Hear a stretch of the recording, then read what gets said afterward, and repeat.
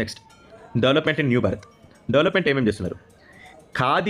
ఖాదీ నుంచి వచ్చిన ప్రొడక్ట్స్లో 1.5 lakh crore ఫస్ట్ టైం చూసిందండి. There is a rise in the khadi and handloom industry. That is the first news. Second news, కర్ణాటకలో centre చాలా release చేసింది. Between 2004 to 2014 వరకు యూపీఏ గవర్నమెంట్ ఎన్ని కోట్ల రూపాయలు ఇస్తే 2014 to 2024 ఎన్ని కోట్ల రూపాయలు ఇంక్రీజ్ చేసి ఇచ్చింది. దానితో సహాయంగా 60,000 crores గ్రాంట్స్ ఇస్తే పిఎం మోడీ గవర్నమెంట్లో 2.39 crores ఇచ్చింది. ఇవి వాస్తవాలు. కాంగ్రెస్ ఏమంటది? లేవు, మాకేం రావు. ఎక్కడికి వెళ్ళినా కానీ ఒక విక్టిమ్ కార్డు పట్టుకొని, కులం కార్డు పట్టుకొని అనాలి బీజేపీ అంటున్నానని చెప్పేసి హిందువుల మీద అక్కసంతా తీసుకోవాలి. చేస్తున్న పనులన్నీ మీరు గ్రహించండి. ఆయన రాహుల్ గాంధీ ఏదో పొట్టలు కొట్టేసుకొని నేను చేస్తానంటే మీరు ఊగిపోకండి. ఏం చేయడు ఆయన చేసేది ఏంటో చెప్పనా? ఉన్న రిజర్వేషన్లు కేవలం హిందువులకు ఎందుకు? 50% ముస్లింలకు ఇస్తా, 50% క్రిస్టియన్లకు ఇస్తా. ఆ తర్వాత అడపా ఉన్న ఉద్యోగులు ఎవరైతే ఉన్నారో వాళ్ళని రిజైన్ చేపిస్తా అప్పటికప్పుడు అంటాడండి. అయ్యో, మన రాహుల్ గాంధీ గురించి తక్కువ ఏం ఆశించకండి. ఇప్పుడు ఒకప్పుడు పప్పు అది డెవలపింగ్ స్టేజ్ అనమాట. ఇప్పుడు ముదురు టెంక్ అయ్యింది. ఇప్పుడు పూర్తిగా మతోన్మాదం చూపిస్తాడు మీ మీద. క్యాస్ట్లలాగా మిమ్మల్ని విడగొట్టి మిమ్మల్ని ఎట్లా చిందరవందర చేస్తాడంటే అట్లా చిందరవందర చేస్తాడు. నమ్మద్దు, అవసరం లేదు. ఎందుకు? బెస్ట్ సాక్ష్యం ఇదే. అది ఎప్పుడైనా చెప్తే మీరు రాహుల్ గాంధీ చెప్తే ఇది నిజమా అబద్ధమా అని ఆలోచించండి. ఇది అబద్ధం, ఎట్లా అబద్ధం అని ఆలోచించండి. ఈయన ఎందుకు ఈ మాట అన్నాడు, మనల్ని ఎలా విడగొట్టాలని ఈ మాట అన్నాడు, ఇది మాత్రమే ఆలోచించండి. కులగణన జరిగిందండి. జరిగింది. గణన జరిగిన తర్వాత, లెక్క వచ్చిన తర్వాత ఏం చేస్తాడండి? ఆ లెక్క తీసుకోపోయి ఎవరు చూపిస్తారో ఆ లెక్క ప్రకారం ఏం యాక్షన్ తీసుకుంటాడు?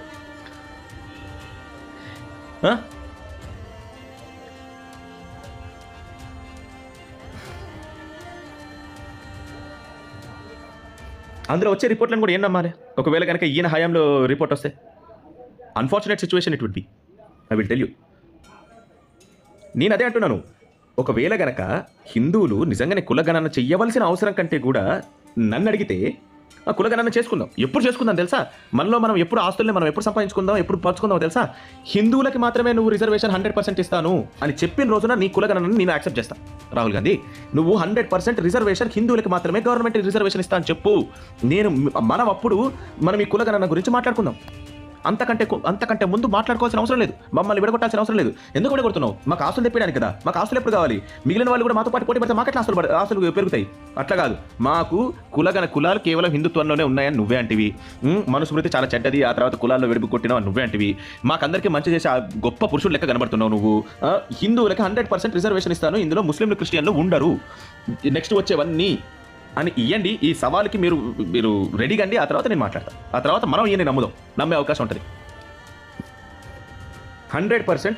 అందులో ఆ తర్వాత మీరు ఎస్సీకి ఎంత పర్సెంట్ ఇచ్చుకోవాలి, బీసీకి ఎంత పర్సెంటేజ్ ఇచ్చుకోవాలి, ఎస్టీకి ఎంత పర్సెంటేజ్ ఇచ్చుకోవాలి, ఓబీసీలకు ఎంత పర్సెంటేజ్ ఇచ్చుకోవాలి, ఎకనామికల్లీ బ్యాక్వర్డ్ హిందూస్, అది కూడా నేను గట్టిగా ఒక్కని చెప్తున్నా, ఎకనామికల్లీ బ్యాక్వర్డ్ హిందూస్కి ఎంత పర్సెంటేజ్ ఇవ్వాలి. అప్పుడు వాళ్ళు ఏ పర్సెంటేజ్ ఇచ్చినా మన హిందువులే బాగుపడుతున్నారు కాబట్టి నాకు ఏదైనా పర్వాలేదు. నెక్స్ట్, యాపిల్ ఏంటి అని అంటే it is planning in order to make assembly units in Tamil Nadu. ఇది ఆపాలంటే తమిళనాడుకి ఏమీ సహాయం చేయట్లేదు మన ఈ సెంట్రల్ గవర్నమెంట్ అని అనుకున్నప్పుడు ఇది ఆపించచ్చు కదా. లేదు, తీసుకొని వచ్చిన వాళ్ళు కూడా సెంట్రల్ గవర్నమెంట్ వాళ్ళే తీసుకొని వచ్చారు. అయినా కానీ తమిళనాడులో జరుగుతుంది, తమిళనాడులో వాళ్ళు సూటబుల్ ఏరియా ఉంది అని అనుకున్నారు, వాళ్ళు అక్కడ పెడతామనంటే ఓకే అని చెప్పింది మోడీ ప్రభుత్వం. మళ్ళీ ఇది వీళ్ళ అకౌంట్లో వేసుకుంటారండి. ఇది వీళ్ళ అకౌంట్లో వేసుకున్నప్పుడు మీరు అనండి, మీరు అకౌంట్లో వేసుకోవడం కాదు, ఇది మోడీ చేసిన పని, లేకుంటే బీజేపీ చేసిన పని అప్పుడు సెంట్రల్ గవర్నమెంట్లో ఉన్నప్పుడు అని అడగండి. వాళ్ళ ఖాతాలో వేసుకోగానే, డిఎంకే వాళ్ళ ఖాతాలో వేసుకోగానే నువ్వు బాగుంది సూపర్ అని చెప్పేసి చప్పట్లు కొట్టాకు. తెలుసుకో, యూపీలో కొత్తగా 7 న్యూ మెడికల్ కాలేజెస్ ఓపెన్ చేశారు. That is also another good thing. అది కూడా ఒక డెవలప్మెంట్. ఇప్పటివరకు కాంగ్రెస్ హయాంలో ఇక్కడ హైదరాబాద్లో ఎన్ని మెడికల్ కాలేజెస్ అండి ఓపెన్ చేసింది? ఇక్కడ హైదరాబాద్లో అంటే తెలంగాణలో. కర్ణాటకలో కొత్తగా ఎన్ని ఓపెన్ చేశారు? సరే, కర్ణాటకలో కాదు, మరి మన పంజాబ్లో ఎన్ని కొత్త ఇవచ్చాయి? అన్ఫార్చునేట్ సిచ్యువేషన్ ఏంటి అని అంటే పంజాబ్లో చివరికి సపరేటిస్ట్ ఎంపీలుగా ఎన్నికైతున్నారండి. That is very unfortunate. ఎటుపోతుందో మీరు ఒకసారి ఆలోచించండి. So next 2025 GATE registrations release అయినాయండి. ఆగస్ట్ 25 నుంచి చేయొచ్చు. XAT రిజిస్ట్రేషన్ కూడా రిలీజ్ అయింది. It starts from July 15th. So all the best for everyone who is competing for the examinations. 74 next ఈ సంతార ప్రక్రియ ఏంటి, ఈ సల్లేఖన అన్నట్టే ప్రక్రియ ఏంటి? It is a Jain process మా. ఒక 74-year-old జైన్ ఈ సంతార పద్ధతిని పాటించి తన హస్బెండ్ చనిపోయిన తర్వాత తను కూడా చనిపోయారు. ఇది I cannot put it in any of the categories. I cannot define it. కొంచెం కొంచెంగా తను తీసుకునే డైట్లో మార్పులు చేసుకుంటూ ఒక టైంకి మనుషులు చనిపోయారు. నేను దీన్ని సపోర్ట్ చేయట్లేదు, దీన్ని నేను విభేదించట్లేదు. I'm not pro towards it, neither I'm against it. నేను వ్యతిరేకించట్లేదు, దాన్ని సపోర్ట్ కూడా చేయట్లేదండి. So Sallekhana is a Jain way of fasting to death aimed thinning out the human passions and the body. It is considered a means of destroying the karma and achieving the non-violence. The practice has been observed by both men and women, including the queens, throughout the Jain history. అసలు అంత that is a very hard process. వీళ్ళు చేస్తున్నారు అని అంటే వీళ్ళ ధైర్యానికి మెచ్చుకోవాలండి. Right, ఇది గొప్పగా నేను చెప్పాలా, లేకపోతే అంటే ఆ రకమైన నిష్ట కలిగిన వాళ్ళు, అంటే నేను నిష్ట గురించే మాట్లాడుతున్నా, ఆ రకమైన నిష్ట కలిగిన వాళ్ళు, ఆ రకమైన దృఢ సంకల్పం కలిగిన వాళ్ళు ఉన్నారు అని గర్వపడాలా, లేకపోతే అంత దృఢ సంకల్పం కలిగిన వాళ్ళు ఇలాంటి సూసైడ్ లేకుంటే I do not know what to call it, suicide అనేది తప్పు పదమేమో, ఇవి చెయ్యాలా, అలా చనిపోవాలా? అంత దృఢ సంకల్పంతో ఉన్న వాళ్ళు బతకచ్చు కదా అని నా పిచ్చి ప్రలాపన. But I do not know which one is correct and which one is wrong. So Rajasthan High Court has banned it in 2015. Supreme Court of India has lifted the ban in 2016. ఎందుకు ఏంటి ఏం సంగతి we do not know, but this is going on, let it be. Next చూడండి, tramadol అనేది 120 crore rupees యొక్క సెట్ని fraudulent export చేస్తున్నాడు. ఆ ఎక్స్పోర్టర్ పేరు ఇవ్వలేదండి. ఏంటంటే ఐసిస్ ఫైటర్స్ వీటిని ఉపయోగిస్తారట. ఎందుకు? వాటిని కన్జ్యూమ్ చేసుకుంటే ఎక్కువసేపు ఎబేక్గా ఉంటారు అని. ఇవి వెస్ట్ ఆఫ్రికాకే వెళ్తున్నాయి షిప్మెంట్ కూడా. సో దీని నుంచి ఇంకా టెర్రరిజంకి ఏమైనా లింక్స్ ఉన్నాయా అని కూడా ఆలోచించే యాంగిల్ ఉంది. టెర్రర్ యాంగిల్ ఏమైనా ఉన్నదా? ఎవరికి సప్లై చేస్తున్నారు, ఎవరు సప్లై చేస్తున్నారు, ఎందుకు సప్లై చేస్తున్నారు అనేవి కూడా ఆలోచించాలి. Okay, next is PM Modi urges the people in the organization to use Manas. It is a helpline to fight against the drugs. ఇలాంటి కొన్ని అదర్ హెల్ప్ లైన్స్ గురించి మాట్లాడాలి అని అనుకుంటున్నానండి. ఇలాంటి ఇంకొన్ని అదర్ హెల్ప్ లైన్స్ గురించి మాట్లాడదామని అనుకుంటున్నాను. In order to quit tobacco you can call this number, and in order to quit the narcotics you have to dial this number, and in order to quit drugs of any manner and have de-addiction then you can call to this number. So it will be helpful for us and needy. Suicides కూడా help lines ఉన్నాయండి, suicide చేసుకోకుండా ఉండడానికి. Please use them. So Anjem Choudary అనే ఆయన a hate preacher has been arrested over directing a terror organisation. ఇక్కడ ఈయన UK based preacher అండి. సహజంగా చేసేది ఇదే. ఒకవేళ కనుక ఇక్కడ కూడా అన్ని మద్రసాలలో అన్ని మస్జిద్లలో కొంచెం నిఘా పెడితే కనుక మీకు కూడా తెలుస్తాయి ఎక్కడెక్కడ టెర్రర్ యాంగిల్స్ వస్తాయి, ఎక్కడెక్కడ ఏమేమి జరుగుతున్నాయి అనేది. నిఘా పెట్టాలి కొన్ని చోట్లలో. Then you can know which preacher is doing all these things. So Bangladesh bans Jamaat Islami. ఈ జామేత్ని ఇండియాలో బ్యాన్ చేశారా చేయలేదా అనేవి తక్కువ. సహజంగా ఇట్లాంటివి బ్యాన్ చేసి ఉండుంటారు, కానీ మన దగ్గర తెలుసు కదండి, కొన్ని ఇలానే తప్పించుకుంటూ ఉంటారు. And then Canadian Sikh minister 100 సోల్జర్స్ని దిల్జిత్ దోసాంజ్ యొక్క పర్ఫామ్లో వెనకాల బ్యాక్ డ్రాప్గా ఉండమని చెప్పాడండి. కెనడియన్ సిక్ మినిస్టర్ ఒక జస్ట్ దిల్జిత్ దోసాంజ్ ఒక ఇండియాకి ఎగెయినెస్ట్గా ఉండేవాడు, ఒక కమ్యూనిటీని తూతూ మేమే అనేవాడు, ఒక కంట్రీకి ఎగెయినెస్ట్గా ఉండేవాడు, తను పుట్టిన కంట్రీలోనే. అలాంటి వాడిని ఇదిగో ఈ కెనడియన్ సిక్ మినిస్టర్ ఏమని అంటున్నాడు, బ్యాక్డ్రాప్గా ఉండండి 100 సోల్జర్స్ అని అడుగుతున్నారు. అప్పుడు కెనడియన్ ఆర్మ్డ్ ఫోర్స్ ఏమన్నదంటే, పోరా బాబు నాకే సంబంధం, నీ ఏమన్నా పిచ్చి అనుకుంటున్నావా అని చెప్పేసి ఆ మాటని రిజెక్ట్ చేసింది. ఈ కెనడియన్ సిక్ మినిస్టర్ ఏమంటున్నాడు తెలుసా, ఇదిగో మీరు ఒకవేళ కనుక దిల్జిత్ దోసాంజ్ దగ్గర మీరు ఈ డాన్సింగ్ వెనకాల బ్యాక్డ్రాప్లో ఉంటే సిక్ పర్సనాలిటీస్ ఎలా ఉంటాయో మీకు తెలుస్తాయి, మీరే వాళ్ళ దగ్గరికి నేను చెల్లి నేర్చుకోండి అని చెప్తున్నాడు. ఒక సోల్జర్స్ని, వాళ్ళు దేశం కోసం కష్టపడుతున్న సోల్జర్స్ని ఒక పాప్ సింగర్ దగ్గరికి పంపించడం ఏంటి బాబు, అది కూడా పంజాబీ పాప్ సింగర్కి. అక్కడ ఉండే పర్సంటేజ్ ఆఫ్ కెనడియన్స్ ఎంత, అందులో వీళ్ళెంత, నువ్వు వాళ్ళకెళ్ళి నువ్వు సలాంలు కొట్టరా బాబు అని అంటే ఏంటది? ఆ గన్ కల్చర్ దానికి నువ్వు ఏమనాలి, దానికి నువ్వు ఎగెయినెస్ట్గా పోవాలి. అరే ఏం మెసేజ్ ఇస్తున్నావు? అది కూడా నీ కంట్రీ యొక్క ఆర్మ్డ్ ఫోర్స్ని అడగడం ఏంటి? అంటే నీ కంట్రీ యొక్క ఆర్మ్డ్ ఫోర్స్ అంత దిగజారిన స్థితిలో ఉందని నువ్వు భావిస్తున్నావా? నువ్వు ఉన్న కంట్రీకి న్యాయం చేయట్లే, నీ సిక్ రిలీజియన్ ఎక్కడైతే పుట్టిందో వాళ్ళకి న్యాయం చేయట్లే. ఏం చేస్తున్నావు నువ్వు? 911 mastermind Khalid Sheikh Mohammed, please are revoked by the defense secretary, death penalty back on the table. అయితే ఈయన అడిగారండి. అప్పట్లో just for a few days వాళ్ళు ఒప్పుకున్నారు కూడా డెత్ ప్లీస్ని రద్దు చేద్దామని. కానీ again they have reverted back their decision. So they have killed Israeli military have killed a Al Jazeera journalist. Al Jazeera very notorious about this type of journalism. Ismail Al-Ghul in an airstrike in Gaza, saying that he was Hamas operative and had taken part in October 7. అసలు Al Jazeera అంటది వీళ్ళందరూ fake news ప్రోపగెండా చేస్తున్నారని అంటది. అసలు అట్లాంటి వాళ్ళని నీ దగ్గర పెట్టుకోవడమే నీ తప్పు. అల్ జజీరా October 7th అటాక్లో మీ జర్నలిస్ట్ పాల్గొనడం ఏంటి? సిగ్గుచేటు కాకపోతే. ఆన్లైన్ ఫీడ్ కూడా ఇస్తుండొచ్చు ఈయనే. నిజంగా అండి, ఆన్లైన్ ఫీడ్ని ఈయనో కాదో తెలీదు, ఆన్లైన్ ఫీల్డ్ని ఇంతకుముందు చనిపోయారు కదా హమాస్ పొలిటికల్ చీఫ్, ఆయన కటార్లో ఉన్నప్పుడు మంచిగా పెద్ద ఎల్సీడీ స్క్రీన్లో వేసి చూసుకొని వాళ్ళకి అక్కడ డైరెక్షన్స్ ఇవ్వడం, ఆ తర్వాత వాళ్ళతో వీడియో కాల్లో మాట్లాడుతున్నట్టు చేయడం, ఇవన్నీ చేశాడండి. కడుపు మండదా అండి?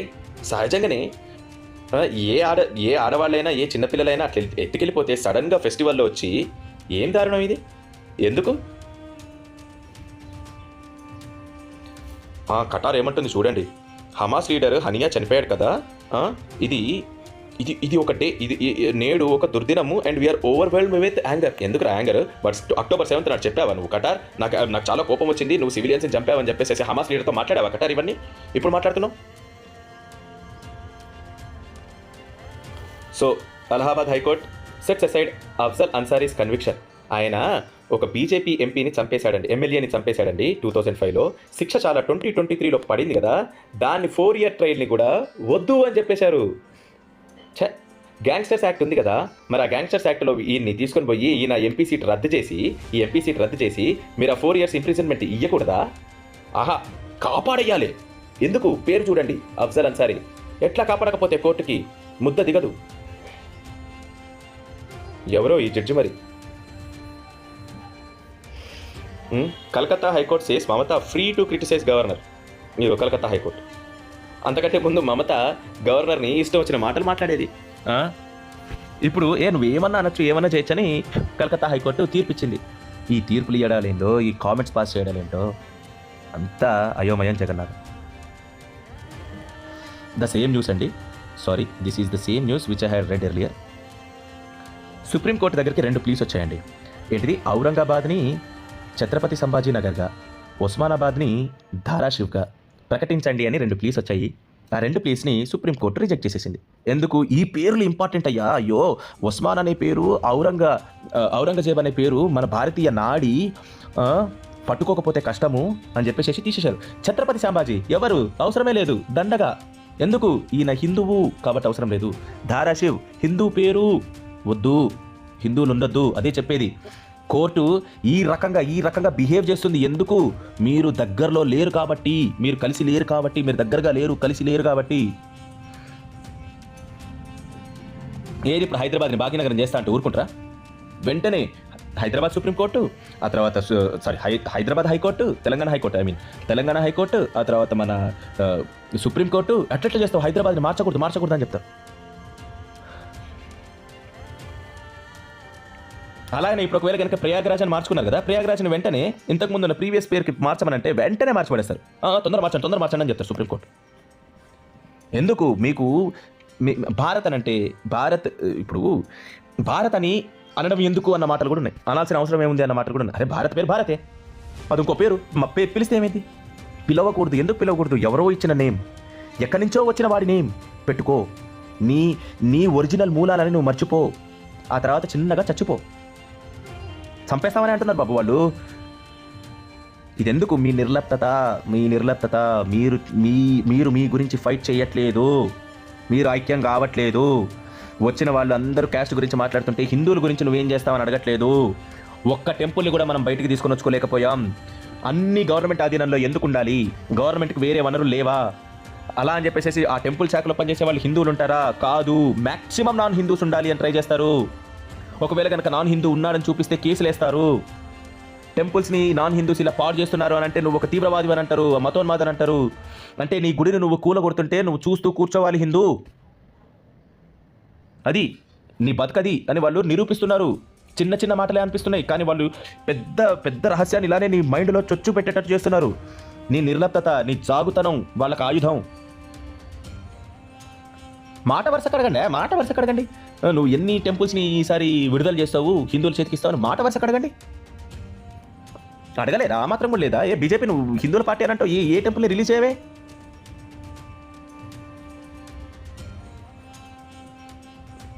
Right. So India and its antagonistic neighbours, our friendly neighbours. అయితే ఇండియన్ ఎంబసీ ఏం చెప్తుందనంటే, బీజింగ్ నుంచి వచ్చే ఎస్ఎంఈల గురించి కొంచెం మీరు జాగ్రత్తగా ఉండండి, ఎందుకంటే Chinese industries are defaulting, so therefore be careful అని చెప్తున్నాయి. Pakistan refugees in J and K. ఈ పాకిస్తాన్ రెఫ్యూజీస్లో చాలామంది హిందువులు ఉన్నారండి, వాళ్ళకి మనం ఆశ్రయం కల్పించాం.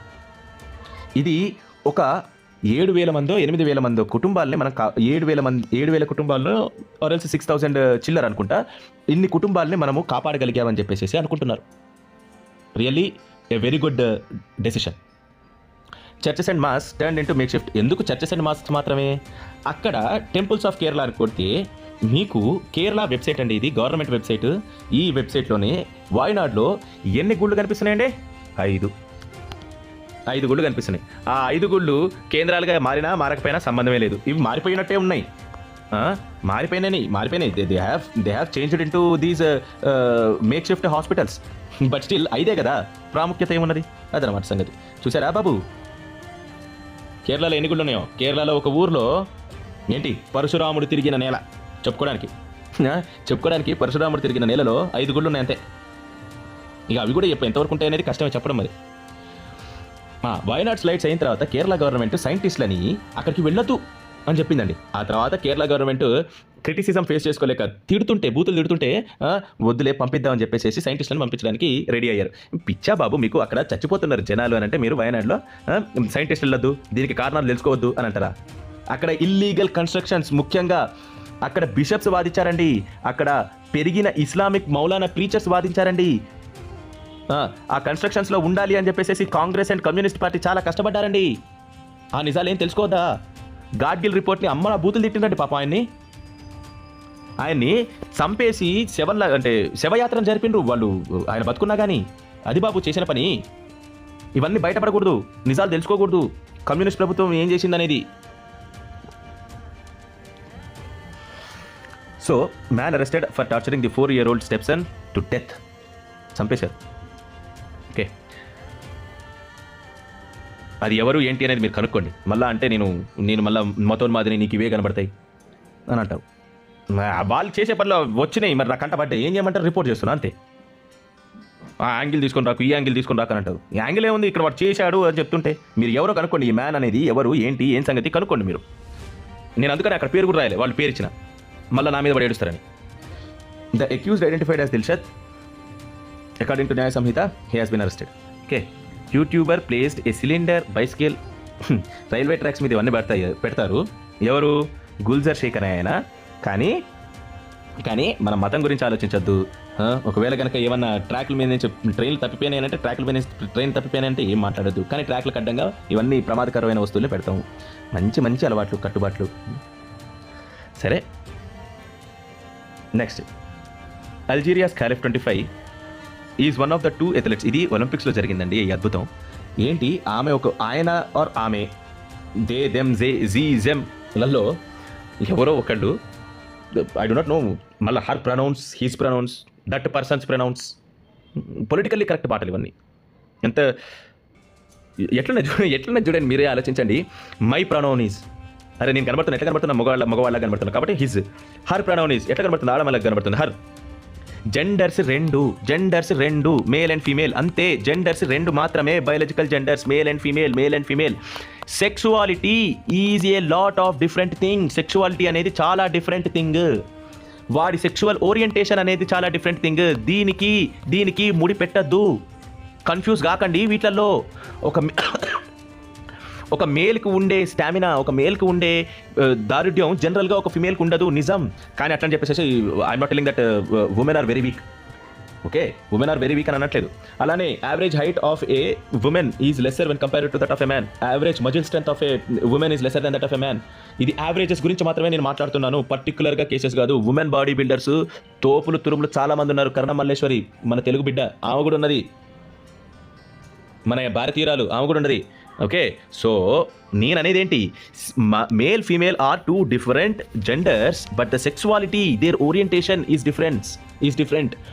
నువ్వు సెక్సువల్ ఓరియంటేషన్ ఇది ఏదైనా అయి ఉండొచ్చు కాక, కానీ నువ్వు బయాలజికల్గా ఒక మేల్ అయినా అవుతావు, బయాలజికల్గా ఒక ఫీమేల్ అయినా అవుతావు. అంతే, నేచర్ ఇలానే సృష్టింపబడింది, వేరే ఆప్షన్స్ లేవు. నువ్వు హోమోసెక్సువలా కా, ఎందుకంటే యానిమల్స్లో కూడా హోమోసెక్సువాలిటీ ఉన్నది, that is proven. Okay, Hindu ధర్మం ఏం ఆపోజిట్ కాదండి దీనికి.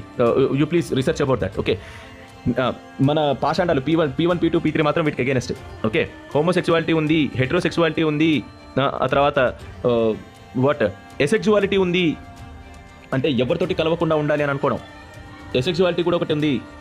సో ఇవన్నీ మీరు చూడాలి, చదవాలి, నేర్చుకోవాలి. సైన్స్ పరంగా హిందువులు ఎలా అంటే jack of all trades, master of none. నాలాగా jack of all trades but master of none. మనము మాస్టర్ ఆఫ్ ఆల్ ట్రేడ్స్ అవ్వాలండి.